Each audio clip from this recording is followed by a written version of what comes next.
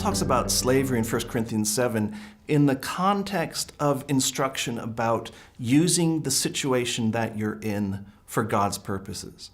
So he says precisely about slavery, if you as a slave can find freedom, can earn your freedom, then do it. That's a good thing. A free agent, thinks Paul, will be freer to propagate the gospel, to be useful for God.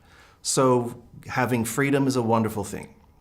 But if you can't earn your freedom, then no worries. You can still be useful for God because you're in a location that only you can address.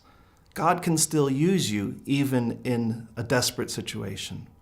So Paul has a view in which different people in different situations are all gifted for that particular situation in which God has called them, and to see their situation in light of the larger context of how God might be able to use them for his purposes.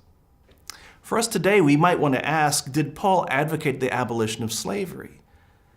Now, it's a difficult question. We need to take into account a lot of texts, but probably this was not something that Paul could have considered a realistic option within his own day. Slavery was, as someone has wisely said, the electricity that ran through the whole of society. And you can't strip out the electrical unit without causing everything to collapse. And Paul was not an anarchist.